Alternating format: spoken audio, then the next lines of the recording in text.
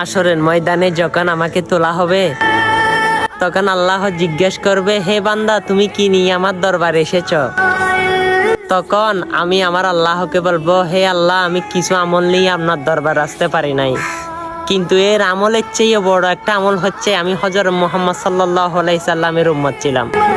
সে নবীকে দুনিয়া থাকতে হযরত আসওয়াতের মতো ভালোবাসতে পারি নাই, হযরত ওয়াইস করণীর মতো আশেক হতে পারি নাই, হযরত হানজালার মতো জীবন দিতে পারি নাই, হযরত জুবাইর আনসারীর মতো এমন কষ্ট করে সে রসুলের বাণীগুলো মানুষের কাছে তুলে ধরতে পারি নাই।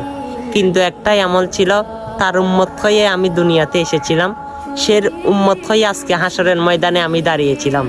তখন আমার প্রভু আমার রসুলের দিকে তাকাইবে, আমার রসুল বলবে, হে প্রভু, এটাই হচ্ছে আমার উম্মত, দেখেন কত মুহাব্বত, আজকে কত গর্ব অনুসারে বলতেছে সেই আমার উম্মত।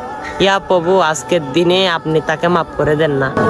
তখন আমার রসুলের কথা শুনে আমার আল্লাহ বলবে, হাবিব, আমি চাই আপনি নবী হাসরের ময়দানেও হাসেন, তাই আপনার উম্মতকে আমি আজকের দিনে মাফ করে দিলাম। সুবহানাল্লাহ, সুবহানাল্লাহ।